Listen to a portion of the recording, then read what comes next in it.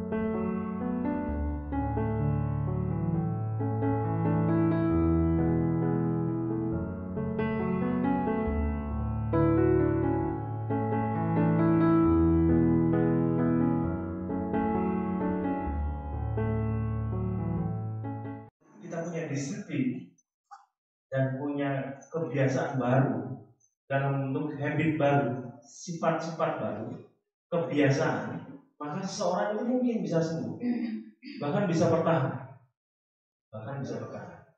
Nah, oleh karena itu, saya nanti akan perlihatkan beberapa literasi yang Bapak Ibu bisa pelajari, yaitu bahwa ternyata semua penyakit ya, degeneratif itu selalu datang dari kebiasaan makan yang keliru, sesuatu yang hampir sama.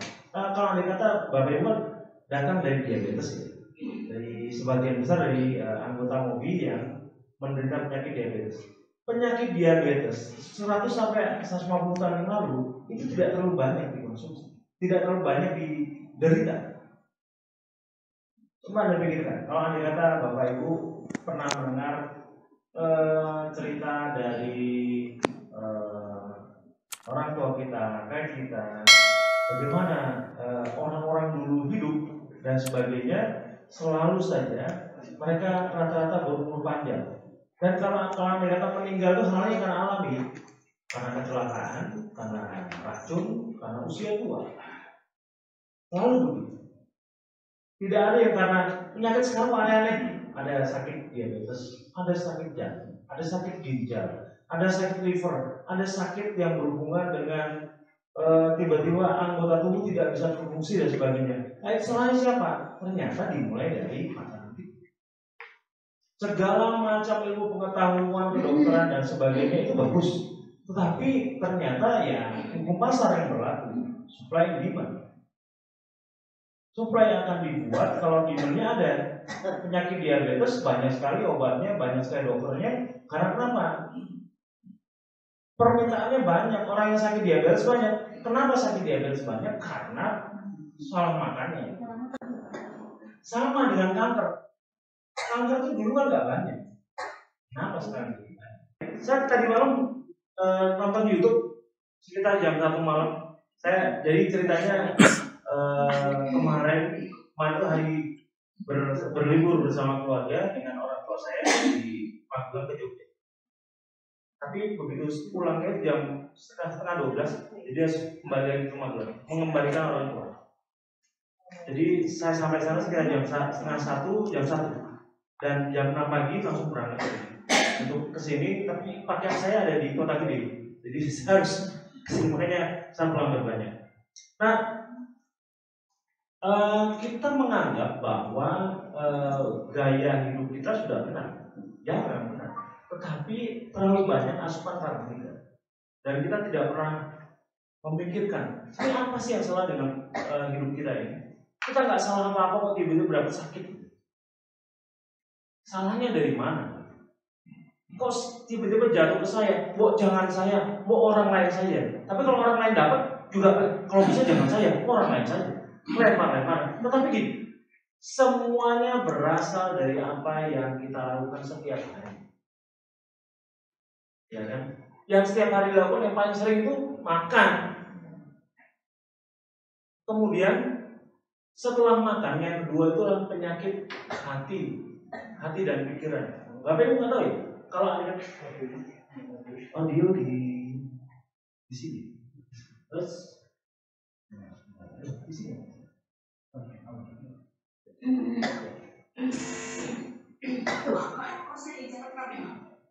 Oh ya, orang-orang yang berpenyakit kanker, kalau andai kata mereka tidak tahu kanker, mereka menderita kanker, justru umurnya panjang. Tapi begitu mereka tahu bahwa mereka sakit kanker, justru umurnya lebih pendek. Kenapa? Karena ternyata masalah psikologis itu sangat berpengaruh dengan suasana hati dan juga hormon-hormon kita. Kalau kita bicara ke diabetes lagi. Diabetes Anda tidak boleh marah, tidak boleh sedih, tidak boleh susah. Berbuat baiklah pada semua orang. Ikhlaslah pada sesuatu hal yang kita anggap memang baik dan orang juga menganggap baik. Bersyukur setiap waktu. Kenapa? Karena ternyata setiap kemarahan, setiap kedengkian, setiap apapun yang menimbulkan tekanan itu akan menimbulkan hormon kortisol naik. Hormon kortisol itu pemicu adrenalin yang membuat orang cenderung mengalami gluconeogenesis. Nah, kanker itu mengalami gula. Gluconeogenesis adalah proses di mana liver membuat gula sendiri. Nah, kanker tumor makanannya gula. Apa makanan selain gula glukosa itu tidak ada. Nah, orang yang sedang depresi, yang sedang tertekan, itu malah makin cepat dia mengalami kesakitan. Maka hiduplah bahagia. Jadi kemarin Bu Mintasi jangan sedih terus, Bu. Biarkan saja orang itu menipu kita. Yang penting kita jangan menipu dia. Jadi Bapak Ibu, itu baru dari soal gula ya. Belum lagi hormon stres itu akan membuat hormon adrenal, itu akan membuat tekanan darah lebih kencang, jantung lebih berat. Otomatis kalau terjadi kerja jantung lebih berat, vaskuler pembuluh darah yang lebih berat, bukannya itu tidak terjadi pada efek pada organ-organ lain, banyak sekali. Tekanan darah yang lebih kencang itu darahnya muncratnya lebih banyak, mengalirnya lebih cepat. Nah, bayangkan kanker atau tumor, dia tergantung dari suplai aliran darah kita yang mengandung glukosa tadi. Iya kan? Semakin kencang darahnya, semakin besar dia. Saya selalu sampaikan ini supaya dengan bahasa yang sederhana, supaya Bapak Ibu penangkapnya gitu. Kalau saya pakai bahasa medis, pusing nanti. Saya yang pusing, Bapak pusing. Jadi kita pakai bahasa sederhana saja. Bahasa awam, bahwa ternyata kanker kerjanya sederhana. Cuma masalahnya, ini kan kita mau memotong logistiknya Bapak Ibu. Apa logistiknya? Sumber makanannya, aliran makanannya, aliran bahan bakunya. Nah, darah kita itu adalah alat transportasi nutrisi, gula dan sebagainya. Ibu yang di belakang pada saya biar kelihatan. Terus bayangkan apabila ibu bapak merasa tertekan, maka otomatis gulanya naik, ketegangannya naik, jantungnya lebih cepat mengalirkan darah dan memberikan nutrisi lebih banyak. Nah, sekarang kita tidak punya daya apa-apa, akhirnya bergantung pada obat, bergantung pada dokter. Nah, celakanya ada beberapa hal yang pada saat kita merasa dalam suatu suasana bahwa oh iya saya sakit, itu meningkatkan tekanan tambah banyak. Pada saat Bapak Ibu masuk ke rumah sakit, itu tekanannya bahwa kita sudah menjustifikasi bahwa kita orang sakit. Karena nggak ada orang rumah sakit orang sehat kan. Begitu kita masuk rumah sakit, ya kita sudah menjustifikasi bahwa kita sakit. Dan itu sebenarnya sudah sering dibuat oleh keluarga kita ataupun saudara-saudara kita atau bahkan kolega-kolega kita yang mengasihani kita berlebihan sampai akhirnya membuat kita mengafirmasi bahwa kita benar-benar sakit. Pernah nggak begitu? Karena banyak orang yang mengasihani kita bahwa kita sedang sakit. Ada yang kita membenarkan bahwa kita benar-benar sakit. Pada saat pikiran sakit itu terbentuk dalam pikiran kita, depresi akan mulai. Begitu depresi mulai, gluconeogenesis terjadi. Sebenarnya suatu proses sederhana, pembentukan gula baru di liver itu saja. Yang kemudian yang namanya gula itu kan bahan bakar. Semua sel-sel akan menggunakannya, termasuk semua hormon. Hormon semuanya dikacaukan. Banyak kan bertanya, Pak, masa sederhana itu mulainya? Iya, mulainya selalu dari sumber bahan bakar. Kalau andai kata Bapak Ibu nggak pernah dinaikkan dari premium menjadi pertalite, mau premium dihilangkan, mau pertalite dinaikkan, kita jadi lebih semena-mena sama premium, betul? Bahan bakar itu juga karena kita merasa bahwa premium itu murah, kita pakai premium semena-mena. Karena karbohidrat murah, kita harus semena-mena sama karbohidrat, makan sebanyak-banyaknya. Padahal situ mulai membuat siklus metabolisme kita terkacaukan semua. Dan sudah di dunia ini masa sampai 20% di Indonesia loh, yes. Itu menurut kita. Itu menurut kita berdasarkan fakta-fakta dari Kementerian Kesehatan. Tapi dari informasi yang saya dapat saya percaya dari parameter, kemungkinan orang di Indonesia yang sakit diabetes itu 3:1. Bayangkan, setiap 3 orang 1 sakit diabetes tapi tidak terdeteksi. Orang BPJS yang bilang begitu. Cuma masalahnya kita sakit diabetes itu nggak terasa. Lalu hubungannya apa dengan kanker? Selalu rata-rata diagnostikan 80% pengidap kanker pasti diabetes. Kok gitu? Iya, karena kanker suka gula. Tubuh kita babi gula. Gula yang datang dari makanan yang kita makan ataupun gula yang kita produksi dari gluconeogenesis. Dan itu mengacaukan sistem metabolisme kita. Asal Bapak tahu ya, tubuh kita kalau produksi nanti ada 37 triliun sel. Setiap satu sel itu ada susunan-susunan di mana ada inti selnya dan mitokondria. Mitokondria apa? Reaktornya. Yang membuat kita jadi bisa berkegiatan. Reaktor membuat dia aktif, dia bisa bertugas. Dan dia membutuhkan gula. Bayangkan, gula kita digunakan untuk 37 triliun sampai 50 triliun sel tadi. Yang namanya sel protein tidak hanya bicara mengenai otot, tapi kan bicara juga mengenai hormon. Bicara pengendali sifat-sifat kita. Kita lagi mellow, itu pasti lagi ada hormon yang buat. Lagi jatuh cinta, pasti ada hormon yang mengaturnya. Lagi marah, ada hormon yang mengaturnya. Itu protein semua. Dan semuanya butuh sumber tenaga. Kalau andai kata gulanya disuplai sedemikian rupa juga banyaknya, seperti apa kacaunya? Mulailah kekacauan metabolisme seperti yang saat ini ada. Tapi kan ada orang yang tidak peduli, ada juga yang peduli. Ya saya tidak bisa menyampaikan, oh kamu harus peduli sama tubuh kamu dan sebagainya, tidak bisa.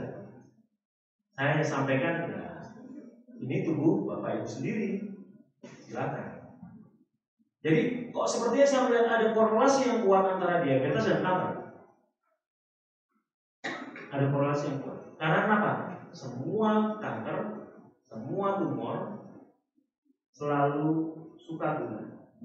Dan mereka membutuhkan gula. Makanan apa lagi kalau bukan gula? Protein kita. Kan nggak mungkin kita digerogoti protein kayak penyakit dari Afrika itu. Tidak seperti itu. Jadi demikian Bapak Ibu, supaya Bapak Ibu bisa sedikit mencerna informasi. Lalu bagaimana kita melawannya? Pertama, nanti akan saya berikan literatur mengenai ketogenik. Ketogenik adalah usaha-usaha kita merubah sumber bahan bakar kita dari gula, bahan bakar kita dari karbohidrat yang nanti oleh tubuh dibuat menjadi gula, menjadi bahan bakar dari lemak dan protein. Agak berbeda dengan diabetes. Kalau diabetes harus banyak proteinnya, tapi kalau untuk orang kanker harus banyak lemaknya. Karena kenapa? Lemak juga akan dirubah menjadi keton. Susunan tenaga itu adalah 3. Pertama kali orang mengenal semua produk-produk karbohidrat. Dari mana datangnya? Dari semua produk tanaman. Bagi Bapak Ibu yang baru dengar, aneh ya, ternyata tanaman bisa membuat karbohidrat. Lah iya, memang begitu Bapak Ibu. Yang di sini yang bukan anggota MOBI ada berapa orang ya, saya lihat ya. Nah, saya jelaskan dulu. Karbohidrat itu dari kata karbon dioksida dan hidrat, CO2 dan H2O. Ya ini bagi Bapak Ibu yang bagian Bu. Ada ya. Ya. Nah, H2O dan hidrat air dan H2O CO2 karbon dioksida itu disatukan oleh tanaman oleh daunnya. Daunnya penampangnya itu menerima sinar matahari. Proses itu disebut fotosintesis. Dia menyatukan antara karbon dioksida dan air. Produknya buah. Ada yang simpan di akarnya, ada yang simpan di buahnya. Tapi gini, intinya gini. Karena dia makannya dari itu, makanya semua bagian tubuh di tanaman terbuat dari karbohidrat. Nah, ceritanya kementerian dimanapun di dunia saat ini kan sedang menggalakkan produk-produk yang bisa dimasalkan, betul nggak? Kalau Bapak ingin makan daging sapi, maka perlu waktu 2-3 tahun. Itu dapatkan 400 kilo protein, 300 kilo. Kalau lewat tanaman, nggak lama Pak. Paling hanya sekitar berapa bulan saja, 3 bulan, 4 bulan, 400 kilo itu gampang sekali. Orang tua saya petani, yang namanya 1000 meter persegi itu kira-kira dapat sekian ratus kilo. Itu per 4 bulan. Per 4 bulan. Nah, tidak mungkin apabila kita memelihara hewan untuk mendapatkan proteinnya. Maka Kementerian Pertanian dimanapun di dunia digalakkan makanan yang mengandung karbohidrat. Dan di situ akan dibuat, bukan dibuat ya. Memang ya saat ini kita nggak punya pilihan. Manusia udah 7 miliar manusia di dunia ini. Sudah banyak. Nah, tidak mungkin percepatan pertumbuhan manusia itu diikuti percepatan pertumbuhan hewan. Rebutan makanan, sama-sama makan buah dong. Nah, makanya akhirnya tanamannya yang dijadikan unggulan. Semua produk karbohidrat yang apabila dimakan manusia ternyata menjadi glukosa, menjadi gula. Karena mudah didapatkan, makanya harganya murah. Benar tidak? Coba Ibu makan warung A, B, C. Mana yang protein, mana yang karbohidrat? Bapak Ibu bilang pasti, wah ini banyak protein, banyak protein. kok dia kena diabetes? Berarti selama ini identifikasi kita salah. Terlalu banyak makan karbohidrat. Karena karbohidrat diolah tubuh menjadi gula. Dan ceritanya kita bicara kanker, kanker pun ikut menikmati. Dulu makan sehari 3 kali itu mewah. Tadi malam saya lihat YouTube, ya YouTube mengenai orang Papua. Namanya Kakak Moro.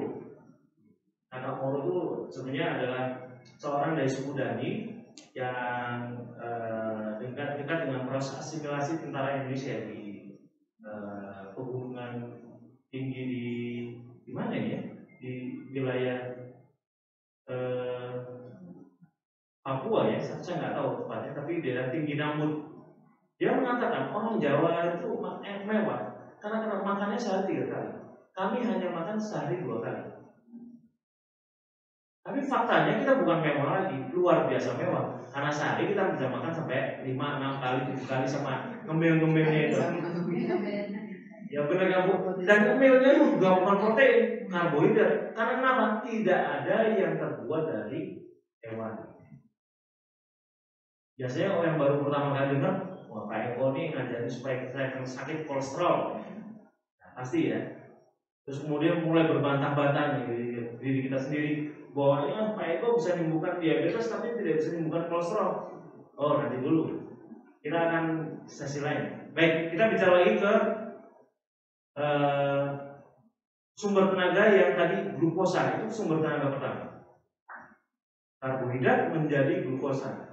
Yang kedua, jadi Bapak Ibu yang sudah nggak sabar, mohon sabar, karena ini banyak yang tidak mengenal proses ini ya Bapak Ibu. Jadi Pak Proyegi Bu Ana sabar Bu sampai sedekap gitu ya. Ya,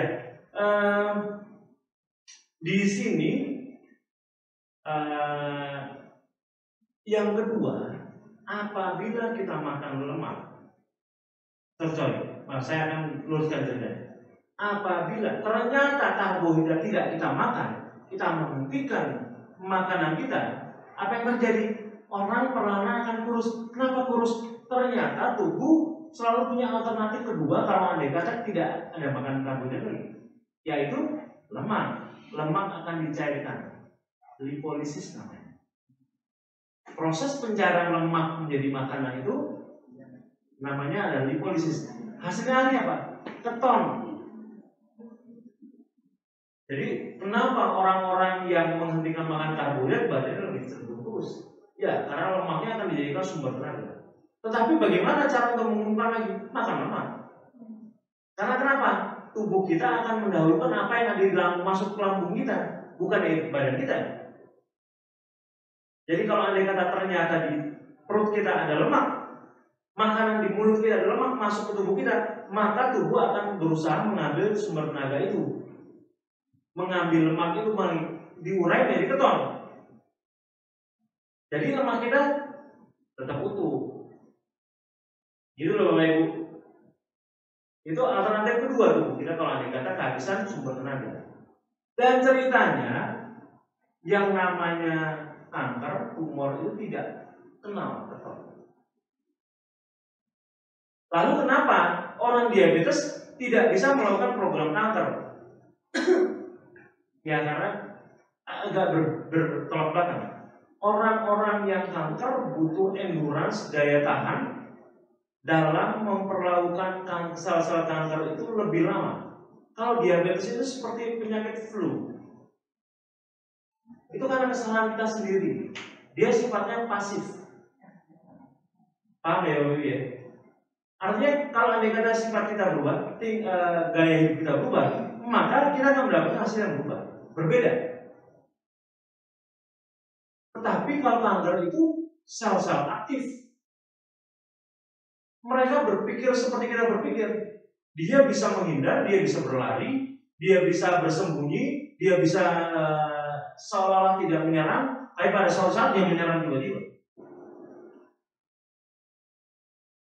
Itu kanker, dia aktif.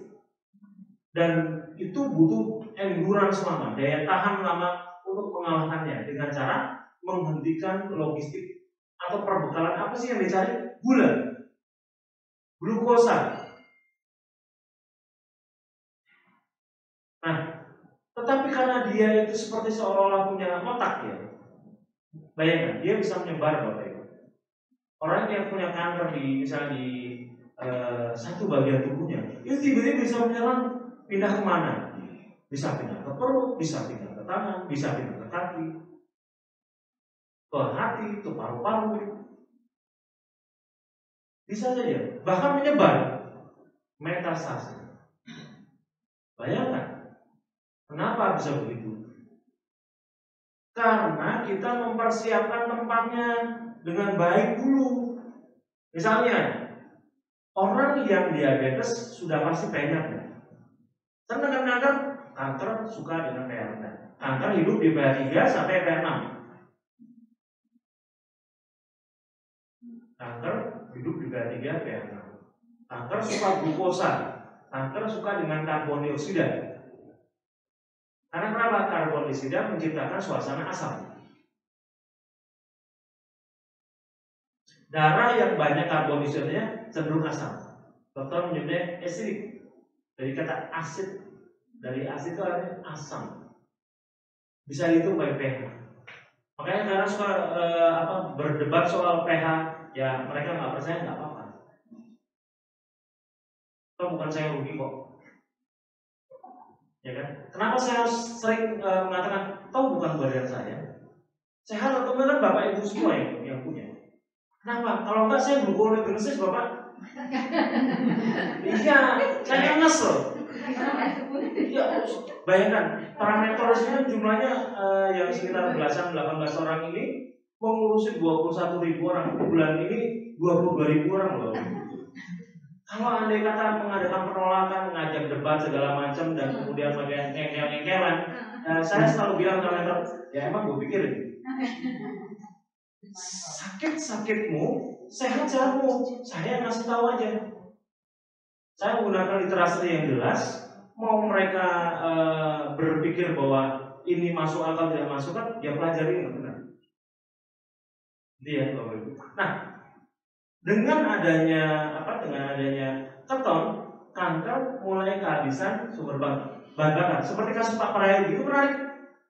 Bayangkan dari mulai belasan, kemudian belasan, puluhan ya Pak ya, 20-an, terus kemudian Pak Prayogi itu yang di samping saya. Di samping saya gambar. Pak Prayogi ya, betul. Terus kemudian beliau sudah hampir 80 tahun. Maksud saya ngajak kong kali kong sama Pak Prayogi, Pak nanti ngomongnya begini ya, Bapak harus ngomong begini ya, kong kali kong enggak. Pak Prayogi tahu benar mana yang benar dan tidak. Apa yang dia pasti sampaikan. Dari 100 ke 200, terus setelah pernah sebulan saja langsung turun ke 8. Padahal rujukannya 4. Itu lebih rendah dibandingkan waktu temuan pertama kali. Artinya selama pH Bapak Ibu tinggi, maka kemungkinan Bapak Ibu akan punya kesempatan untuk lepas dari masalah, dari penyakit ini. Tapi adalah konsisten, karena yang menyembuhkan Anda sendiri. Jadi jangan pikir bahwa wah ini Pak Eko begini, Pak Eko begitu, Pak Eko nggak bisa menyembuhkan. Nah yang bukan saya menyembuhkan kok. Ya, yang menyembuhkan diri sendiri. Ya, demikian Bapak Ibu apa yang saya jelaskan awal. Nanti kita akan tanya jawab sedikit untuk mengenai kanker dan kenapa Bapak Ibu harus punya endurance lama. Makanya pola makannya harus diubah, tapi dengan bukan seperti PMB versi diabetes, tapi harus PMB yang versi ketogenik. Saya akan berikan nanti literasinya, mudah-mudahan Bapak Ibu menjadi tercerahkan. Ini bagi yang belum ya. Ini karena rencananya pelatihan ini akan digratiskan dengan tujuan membantu masyarakat Indonesia yang terkait kanker. Mereka itu sendirian. Iya, mereka sendirian. Mereka mungkin sama-sama rame-rame ngobrol-ngobrol, hai, tapi sebenarnya mereka sendirian. Pada saat mereka merenungkan keadaannya, suasananya, kondisinya, mereka sedih.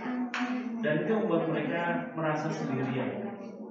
Dan kita adalah untuk menguatkan supaya saya tidak sendirian, saya punya teman.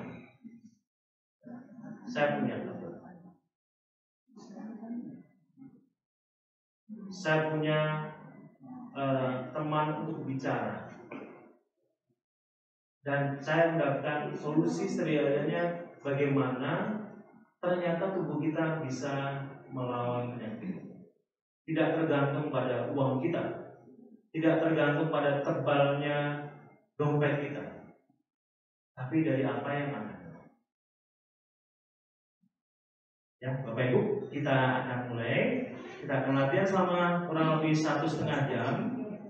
1,5 jam, Bapak Ibu. Latihannya sebenarnya pernapasan yang sederhana semuanya. Adalah pernapasan yang saya sebut segi dua, yaitu tarik nafas dan buang nafas. Bagaimana sih untuk latihannya? Ya sama seperti orang diabetes, pejemin matanya, kemudian tarik nafas, buang nafas. Samakan frekuensi antara pikiran dan tubuh kita. Pada saat semakin sama frekuensinya, kita merasa tarikan nafas nggak berat. Kenapa? Dari 5 detik, 6 detik, 7 detik sampai 10 detik tidak gampang. Menahan nafas 10 detik itu tidak gampang. Apalagi kalau buang nafas tahan 10 detik, nggak akan. Nanti akan terasa. Lalu tolok ukurnya apa? Tolok ukurnya apa? Standarnya apa? Bapak Ibu harus punya kertas lakmus. Kertas lakmus adalah alat sebagai penguji bahwa latihan kita berhasil. pH kita harus naik. Jadi saat ini tolok ukurnya bukan gula turun, tapi pH yang naik. Pak Prayogi ada contohnya Pak ya? Ya, kertas lakmus seperti ini Bapak Ibu. Bapak Ibu seharusnya punya. Belinya kemana? Belinya di online menurut saya. Di online murah, 8.000 sampai 12.000. Isinya 80. Bisa untuk 80 kali ngetes. Mahal. Ya kalau dibandingkan dengan pH meter ya itu kurang banget. pH meter ada yang mulai harganya 60 sampai ratusan. Ini cuma 8.000-an sampai 12.000. Nah, bagaimana cara makainya? Kalau andai kata kita ingin berurin, tempelkan saja ke urin kita, maka kertasnya nanti akan berubah warna. Ya, di situ kan ada warna banyak di tangannya Pak Prayogi. Ada merah, kuning, hijau, biru sampai ungu. Itu menyatakan warna-warna yang ada dalam spektrum pada saat pH kita deteksi. Semakin warnanya ungu semakin tinggi, semakin merah semakin rendah. Jadi kita harus ke arah biru dan hijau, hijau atau biru. Ya, baik, Bapak Ibu.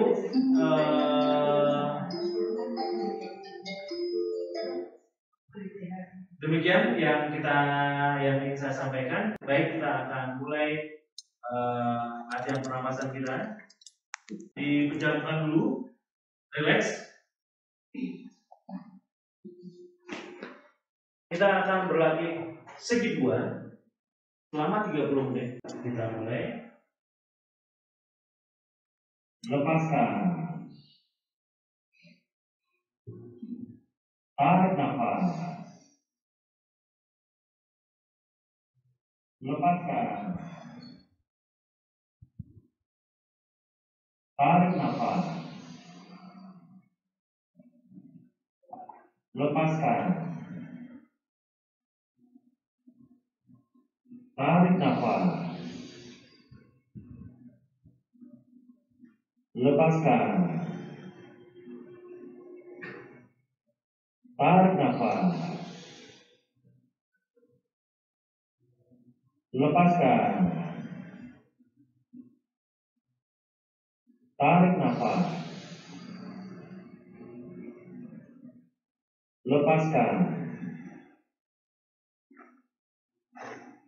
Tarik nafas. Lepaskan.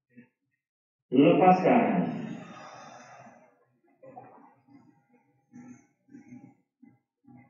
tarik nafas,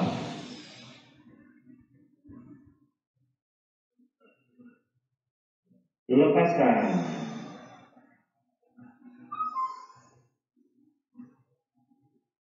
tarik nafas,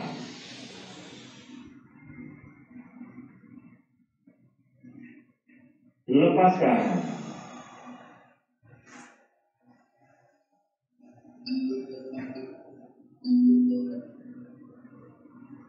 Untuk sebab itu mohon maaf.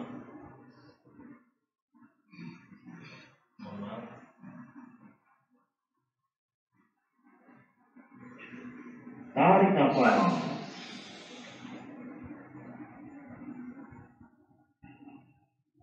lepaskan,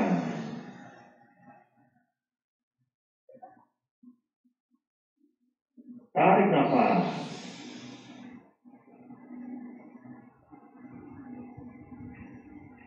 lepaskan,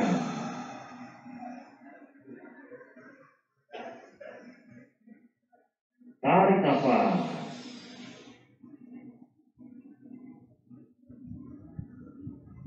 lepaskan,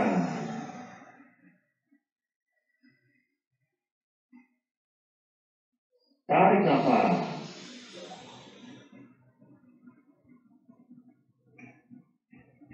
lepaskan,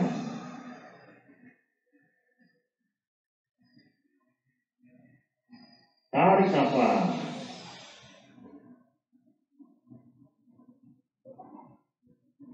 lepaskan,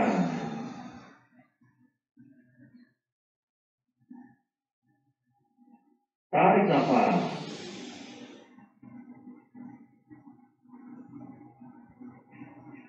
lepaskan,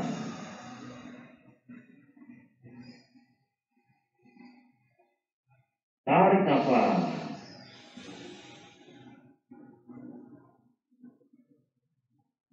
lepaskan,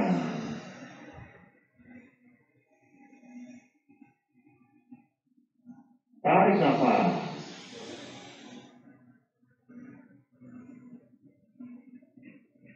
lepaskan,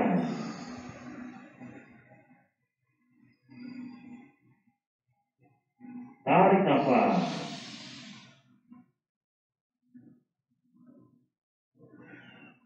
lepaskan,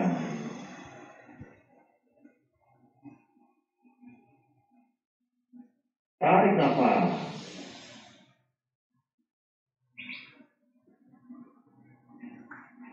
lepaskan,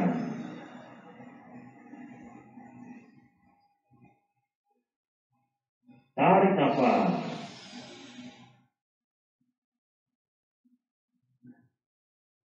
lepaskan,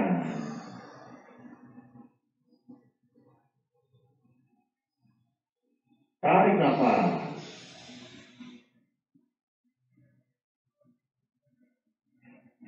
lepaskan,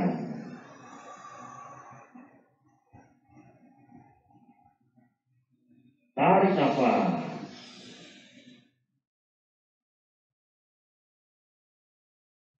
lepaskan,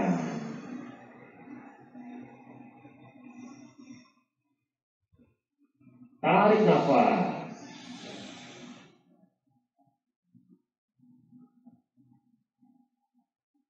lepaskan,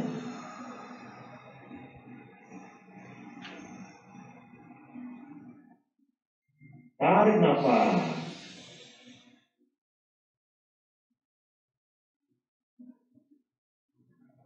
lepaskan,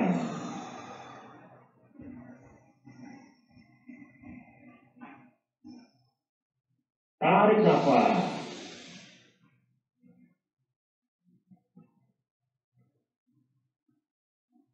lepaskan,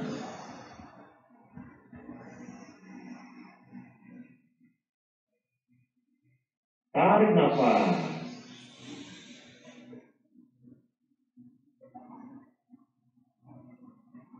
lepaskan,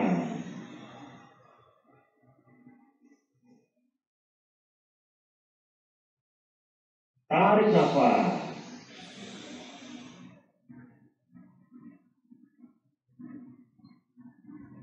lepaskan,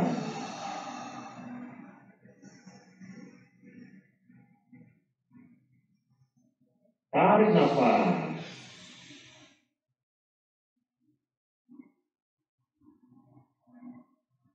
lepaskan,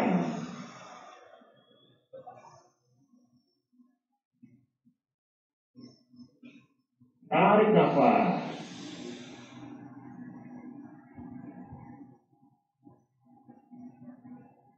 lepaskan,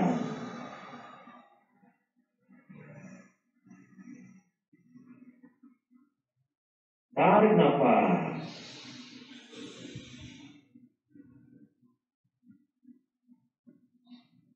lepaskan,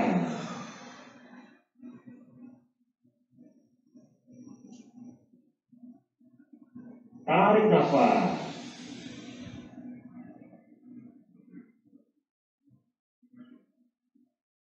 lepaskan,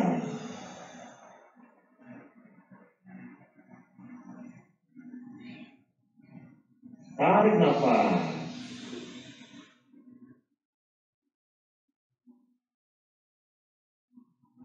lepaskan,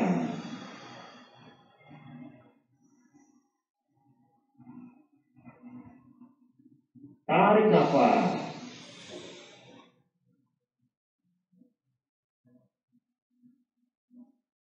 lepaskan,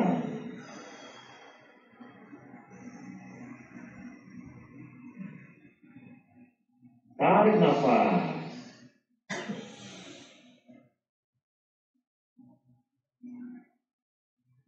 lepaskan,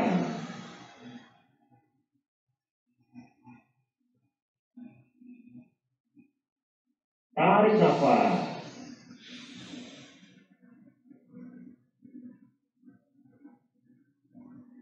lepaskan,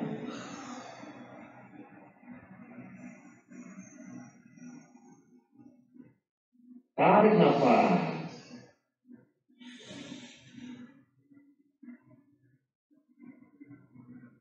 lepaskan,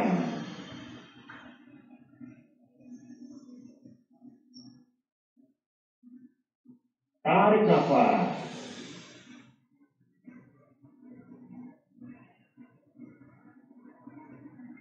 lepaskan,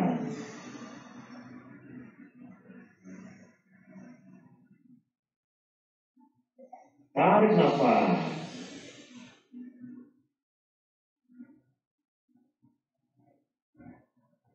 lepaskan,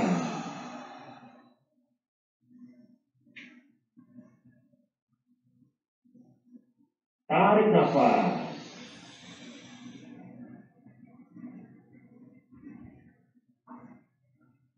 lepaskan,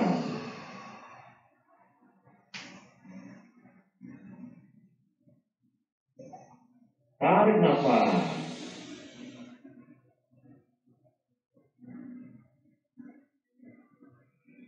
lepaskan,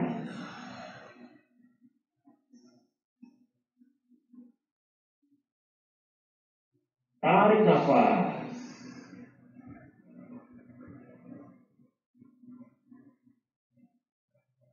lepaskan,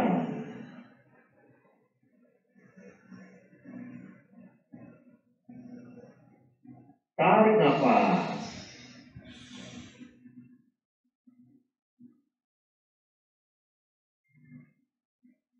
lepaskan,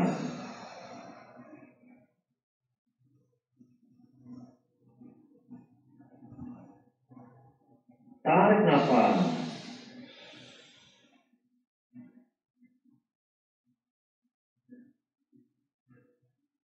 lepaskan,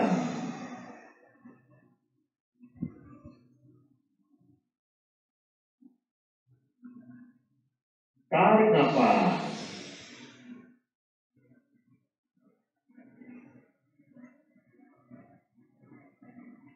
lepaskan,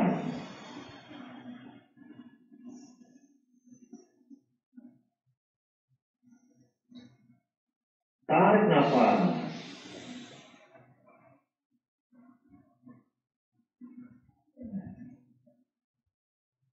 lepaskan,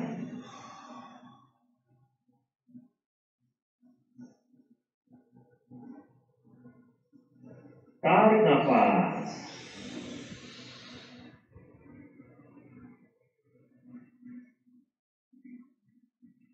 Lepaskan.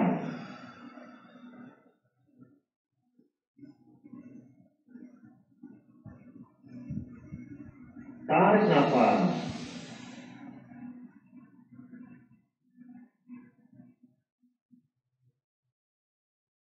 Lepaskan.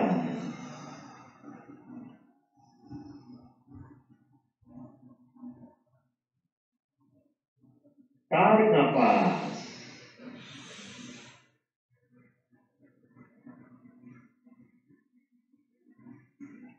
Lepaskan.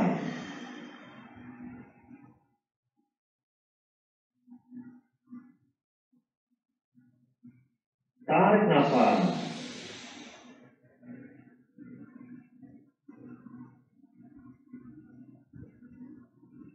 Lepaskan.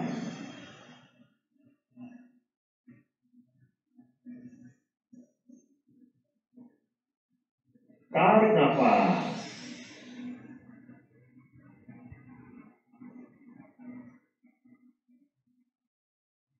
Lepaskan.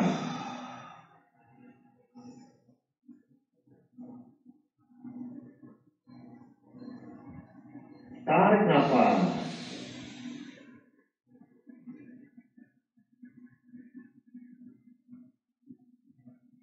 Lepaskan.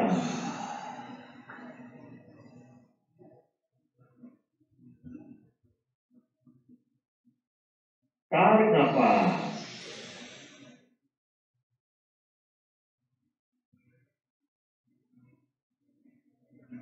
Lepaskan.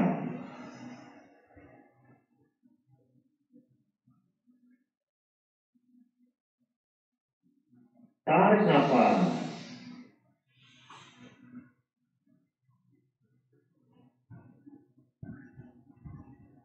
Lepaskan.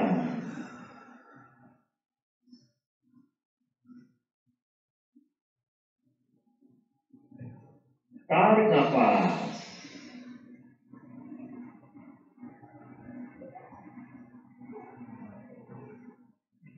Lepaskan.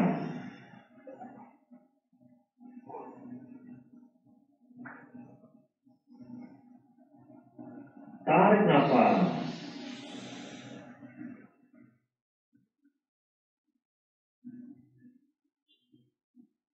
Lepaskan.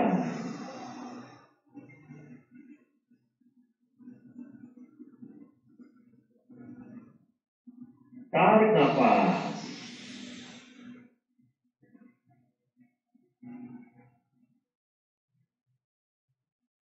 Lepaskan.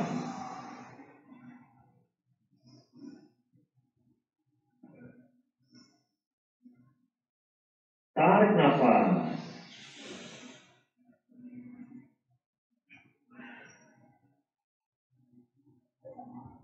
Lepaskan.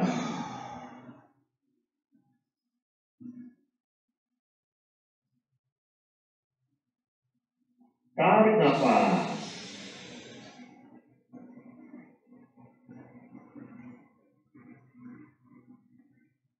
Lepaskan.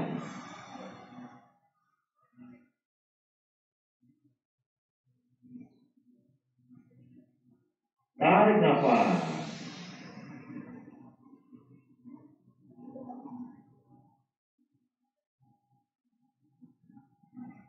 Lepaskan.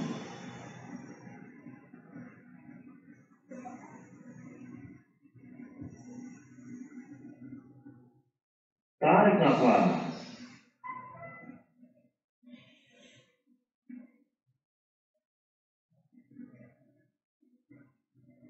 Lepaskan.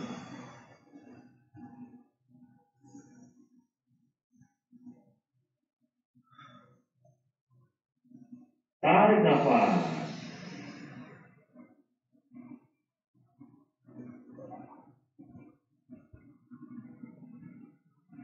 Lepaskan.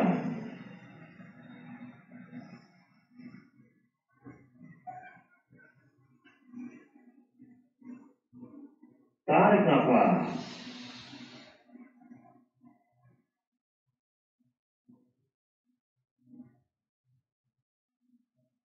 lepaskan.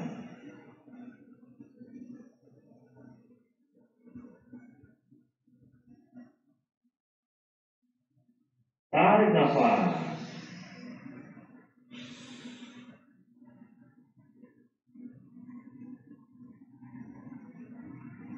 Lepaskan.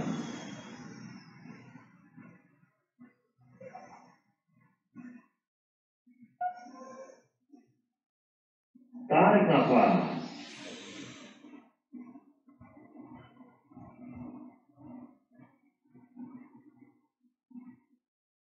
Lepaskan.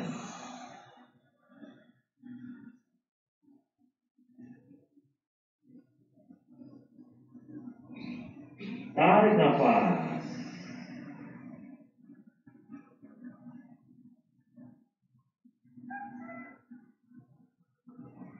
Lepaskan.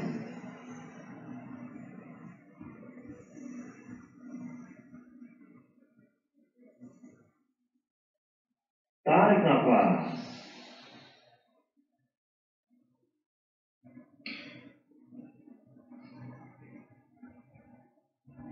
Lepaskan.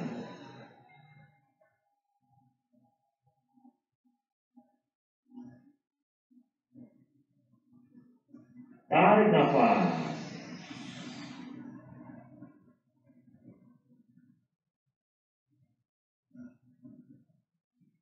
Lepaskan.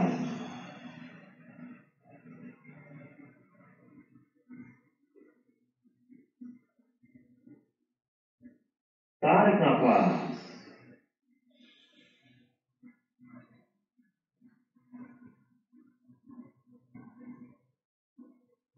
Lepaskan.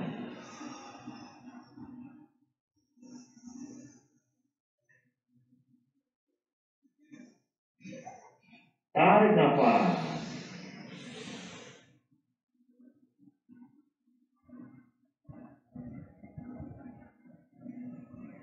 Lepaskan.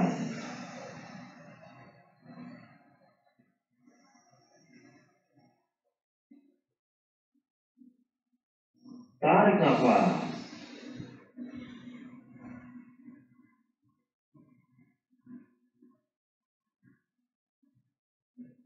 Lepaskan.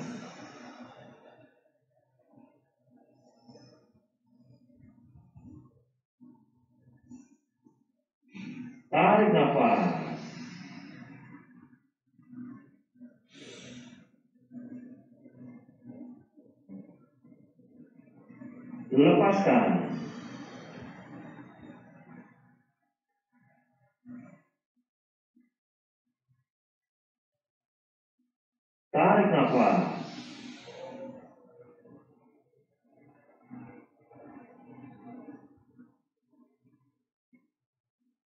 Lepaskan.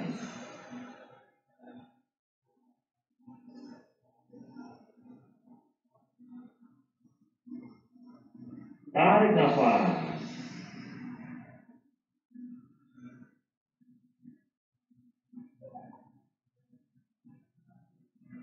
Lepaskan.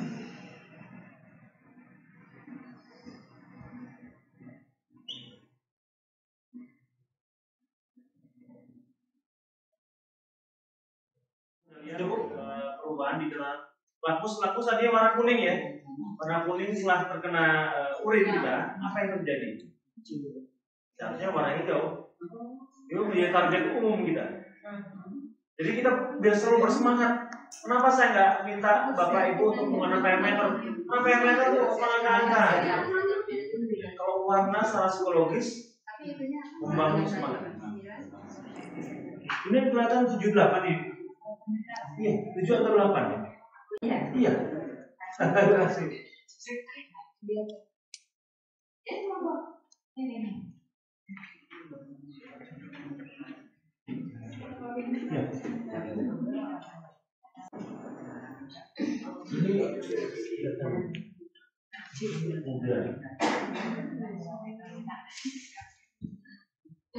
6 Bu.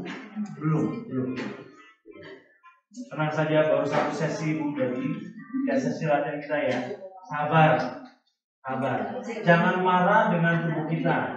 Jangan marah dengan hasil yang kita dapatkan. Kok belum ya? Kok belum 7 ya? Kok belum 8? Kenapa sih? Nggak usah dipikirin. Ikut kayak gue, ubah orang hidup itu mau. Ya, santai saja supaya kita nggak gluconeogenesis. Gluconeogenesis nggak bagus buat kita. Gula darah naik, kita memberi makan kanker kita. Gula darah turun, kita menghentikan suplai pasokan untuk dia. Bapak Ibu, sekali lagi, jadilah orang baik, maka Anda akan sembuh.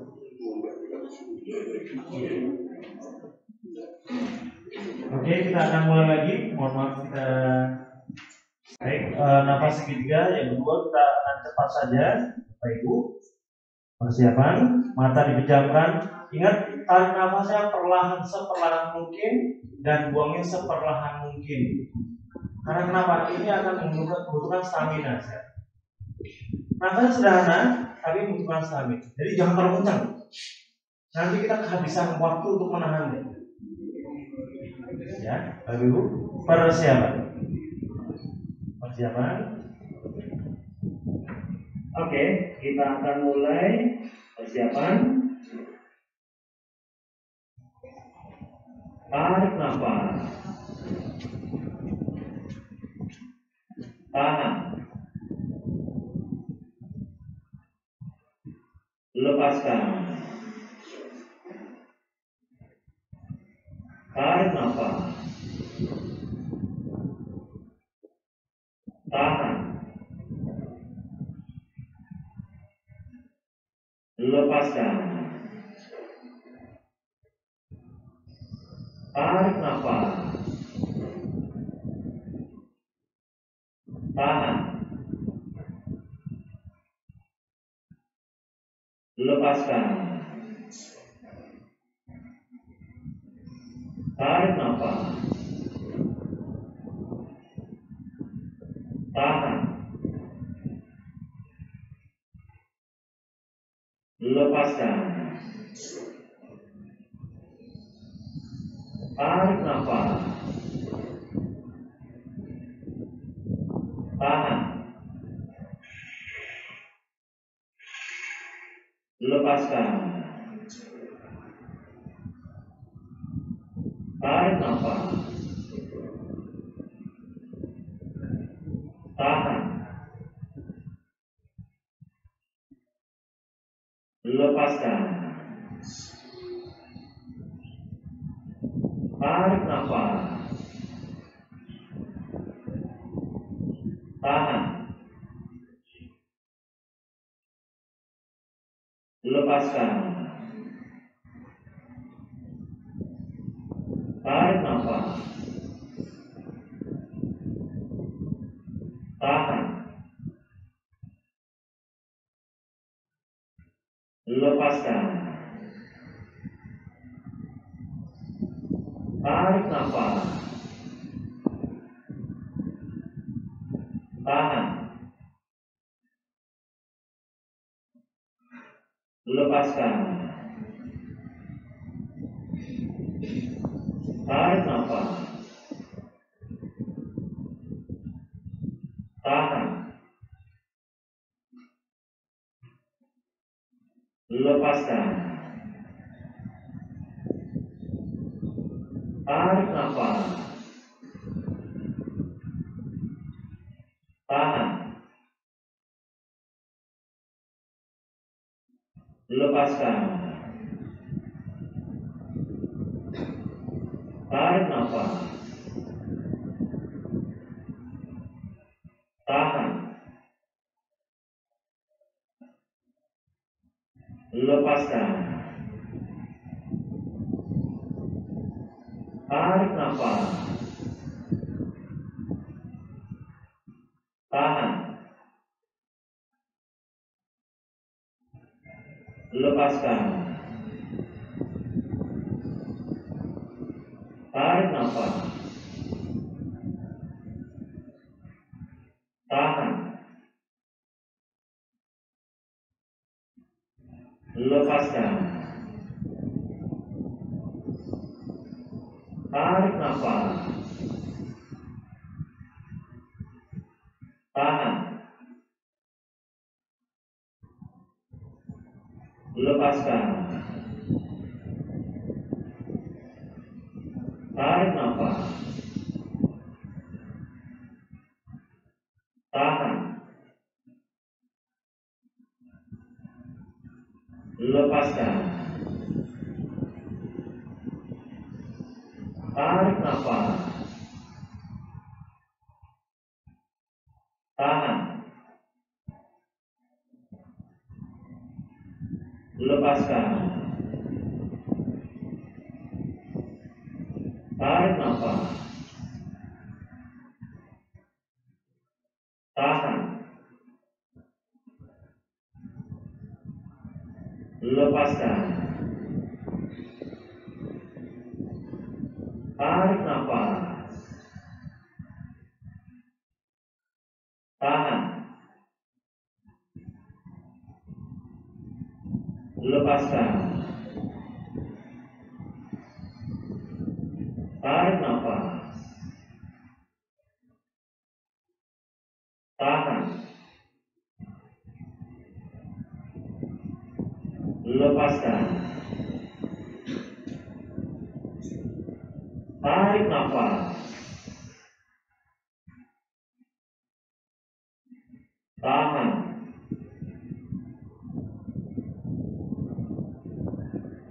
Lepaskan.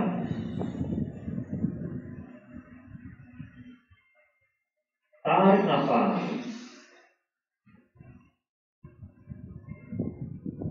Tahan.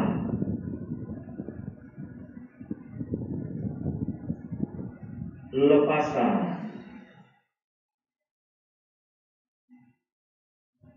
Tarik nafas.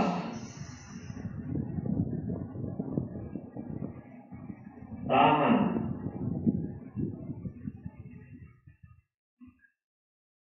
Lepaskan.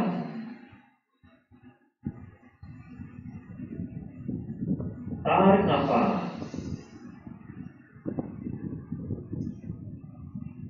Tahan.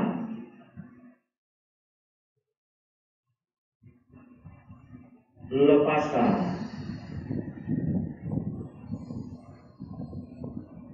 Tarik nafas.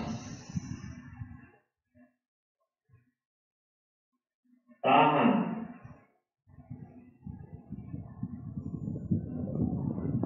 Lepaskan.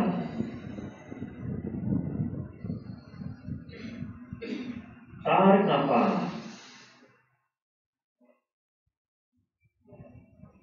Tahan.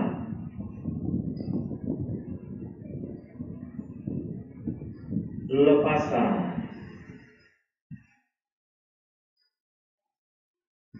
Tarik nafas.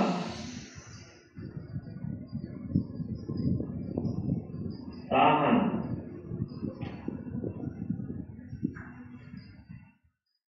Lepaskan.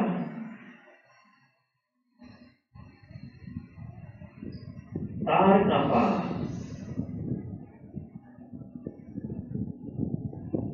Tahan.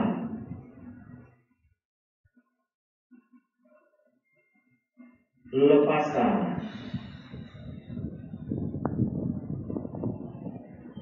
Tarik nafas.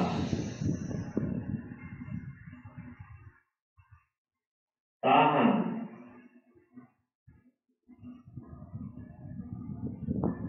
Lepaskan.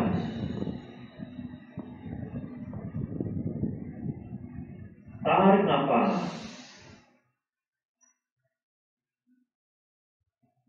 Tahan.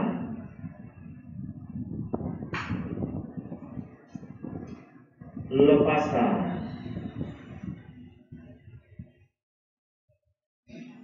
Tarik nafas.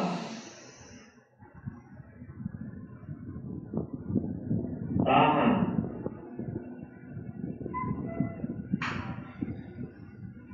Lepaskan.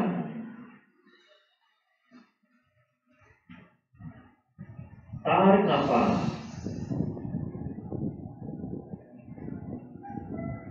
Tahan.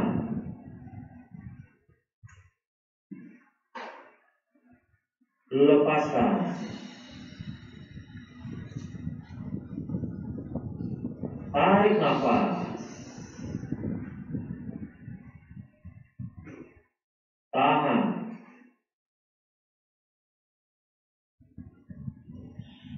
Lepaskan.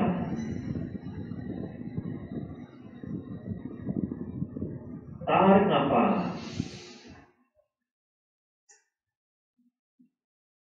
Tahan.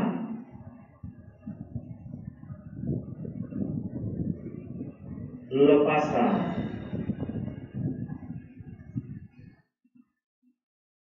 Tarik nafas.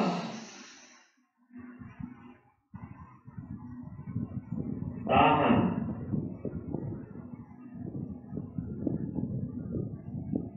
Lepaskan.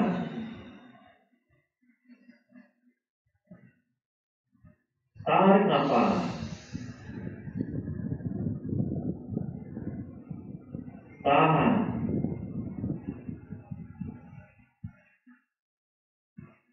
Lepaskan.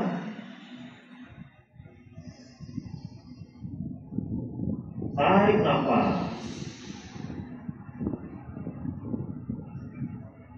Tahan.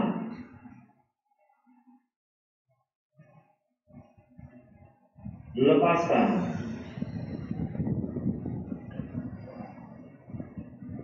Tarik nafas.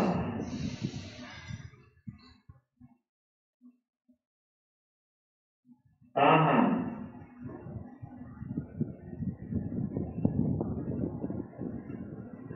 Lepaskan.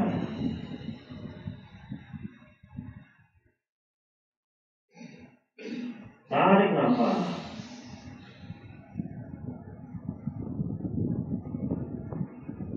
Tahan.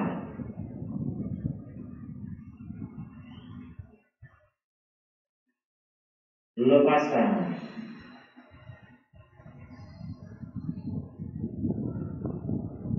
Tarik nafas.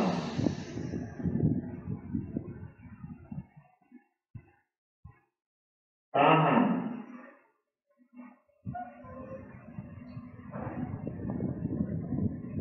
Lepaskan.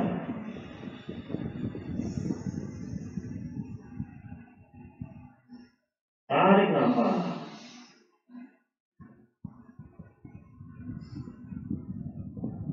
Tahan.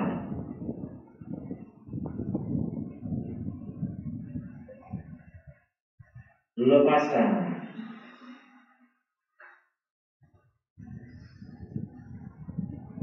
Tarik nafas.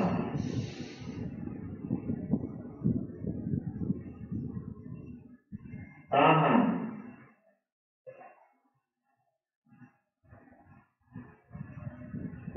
Lepaskan.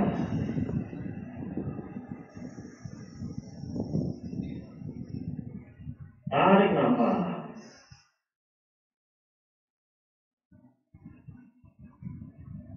Tahan.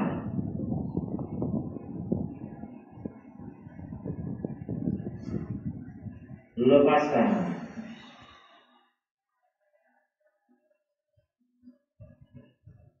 Tarik nafas.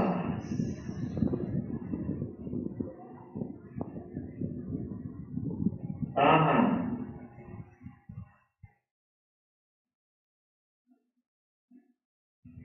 Lepaskan.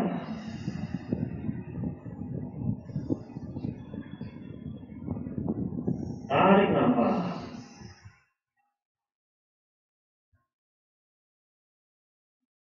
Tahan.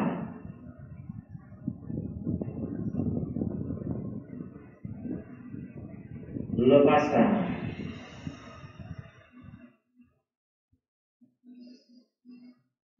Tarik nafas.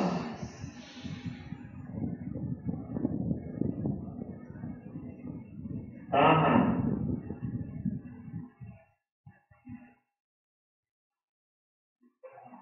Lepaskan.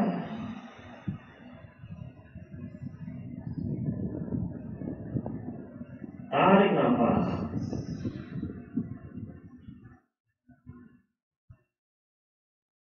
Tahan.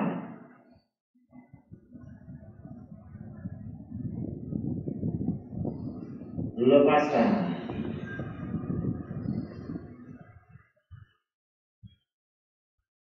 Tarik nafas.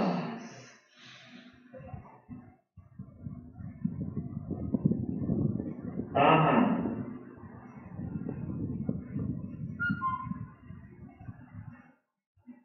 Lepaskan.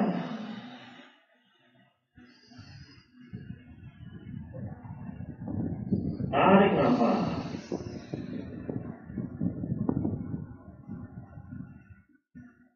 Tahan.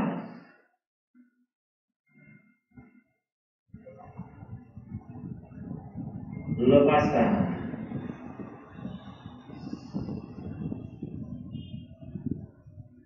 Tarik nafas.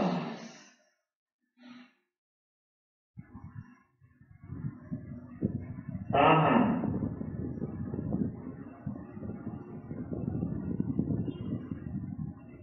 Lepaskan.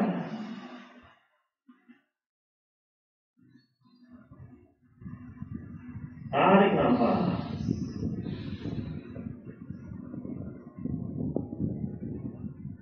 Tahan.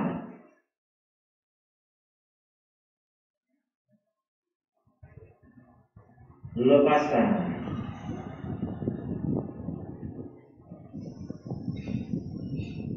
Tarik nafas.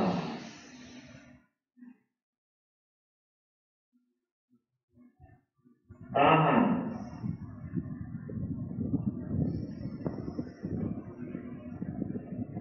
Lepaskan.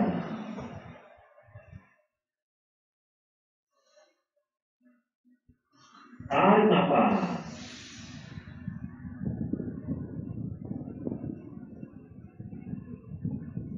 Tahan.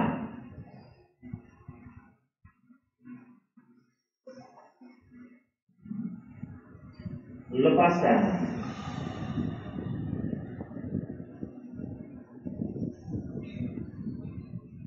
Tarik nafas.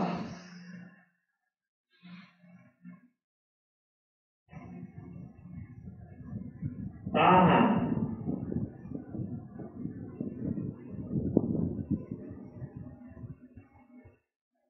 Lepaskan.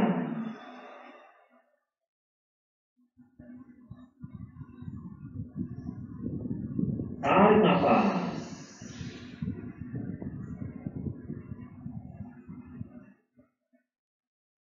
Tahan.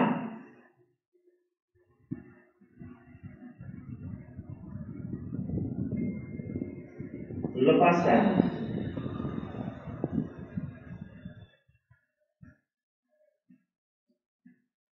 Tarik nafas.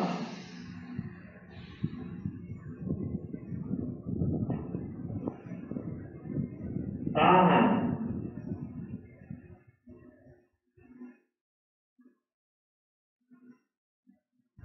Lepaskan.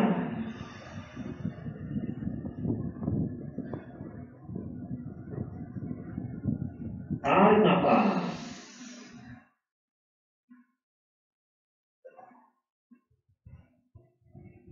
Tahan.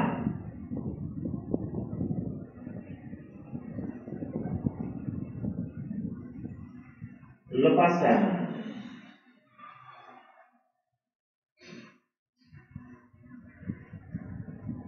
Tarik nafas.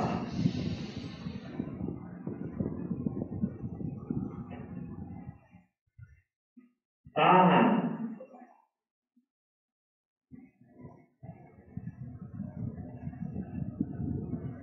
Lepaskan.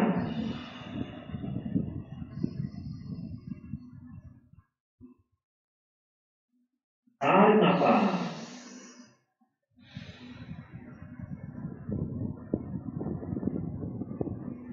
Tahan.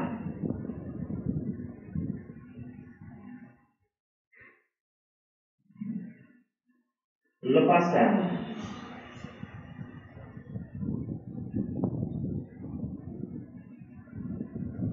Tarik nafas.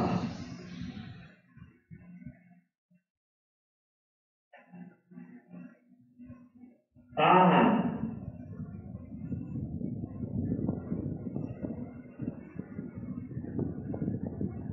Lepaskan.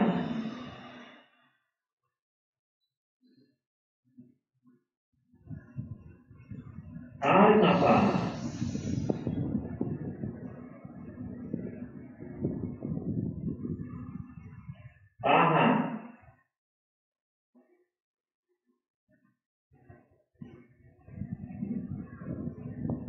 Lepaskan.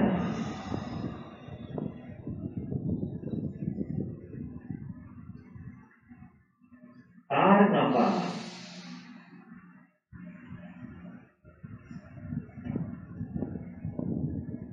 Tahan.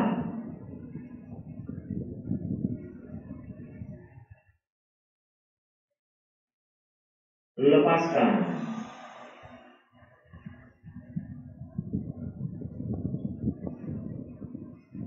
Tarik nafas.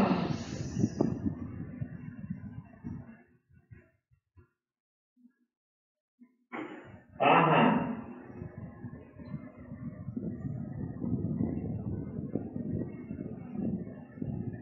Lepaskan.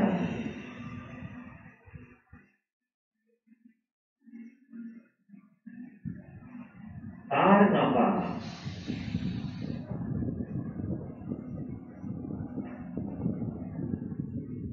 Tahan.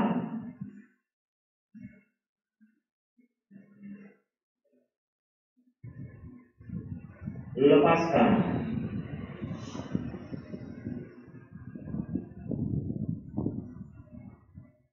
Tarik nafas.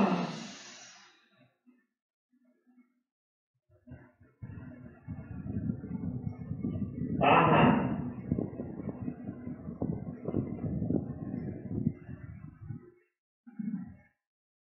Lepaskan.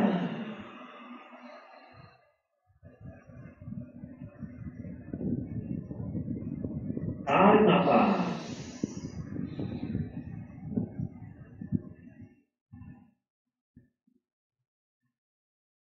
Tahan.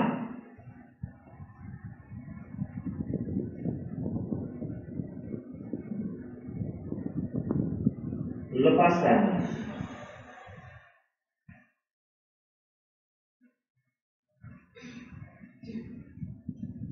Tarik nafas.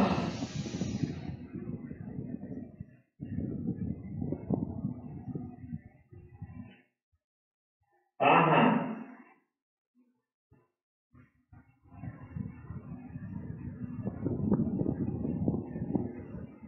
Lepaskan.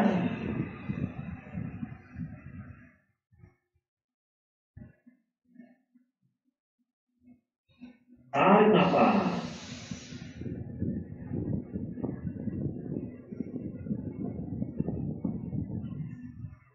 Tahan.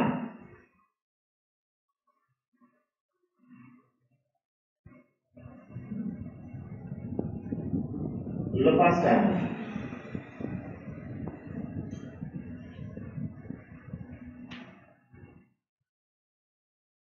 Tarik nafas.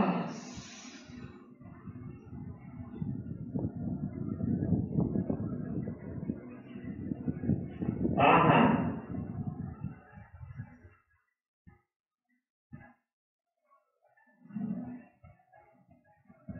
Lepaskan.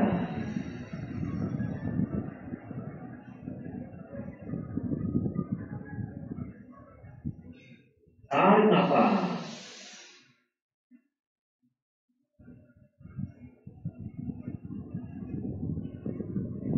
Tahan.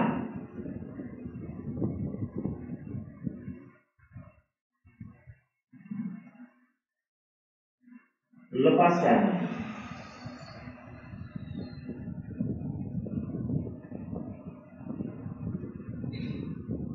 Tarik nafas.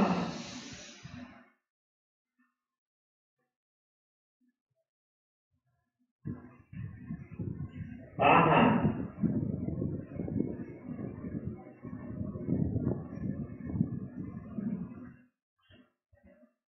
Lepaskan.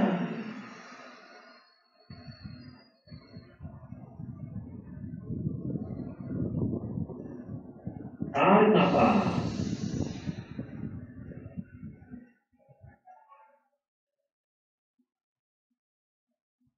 Tahan.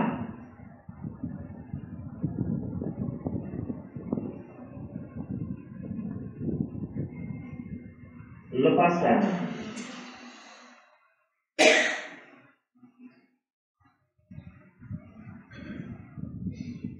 Tarik nafas.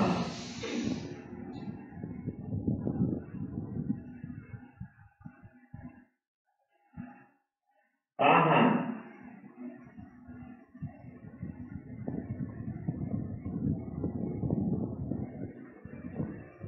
Lepaskan.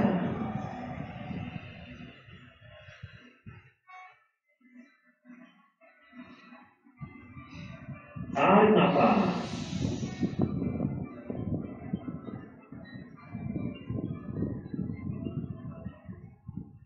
Tahan.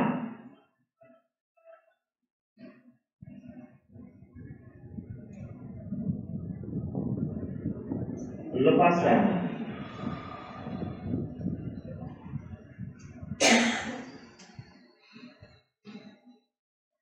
Tarik nafas.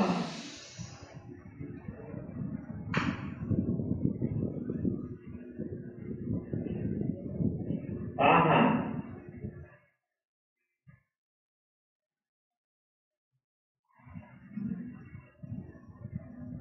Lepaskan.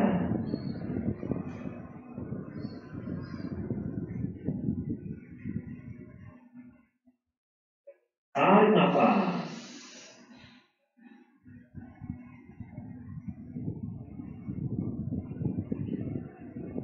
Tahan.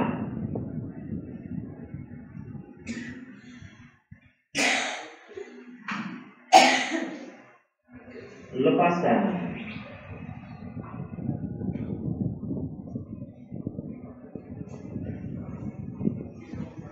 Tarik nafas.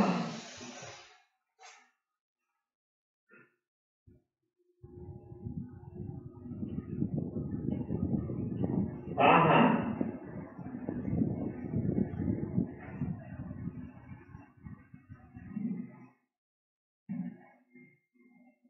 Lepaskan.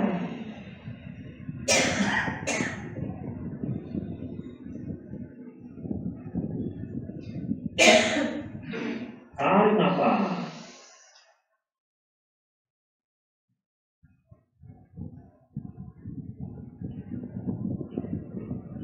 Tahan.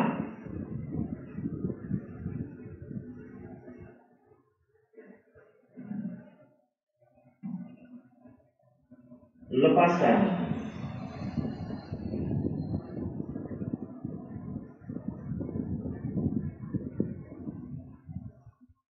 Tarik nafas.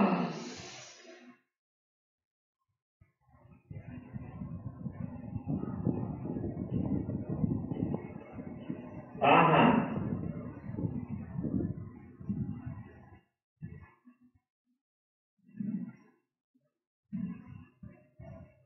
Lepaskan.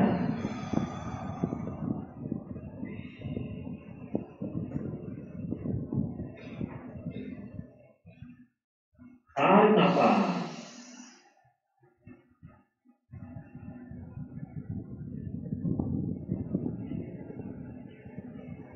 Tahan.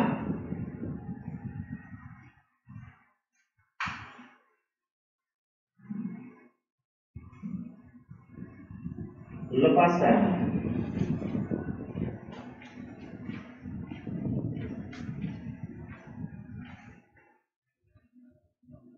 Tarik nafas.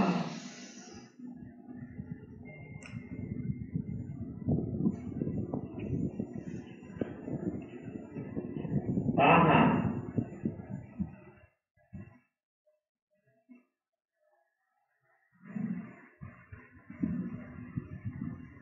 Lepaskan.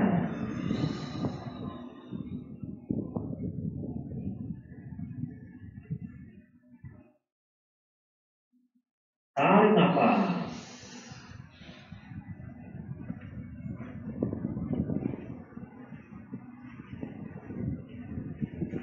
Tahan.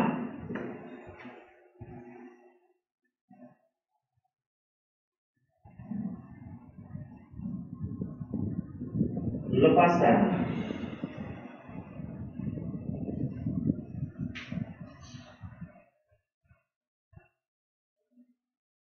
Tarik nafas.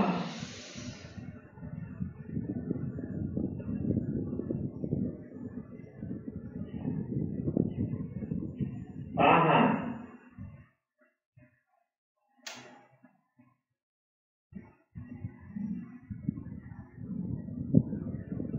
lepaskan,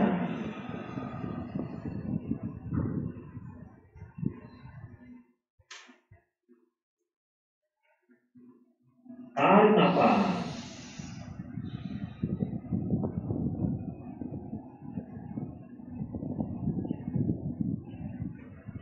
tahan,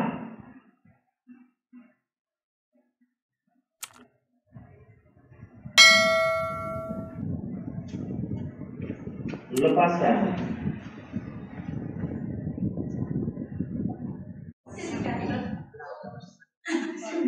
Apa yang jadi kesulitan Bapak Ibu? Terutama untuk ya, Biro udah lepas nggak taunya baru tahan. ayo baru tahan, makanya jangan cepet. Tariknya kecepatan, wah tahannya bisa sampai 15 detik, itu lama ya. Begitu buang nafas sudah mau susah. Nanti yang keempat, yang ketiga itu nafas segi 4, tarik kemudian tahan.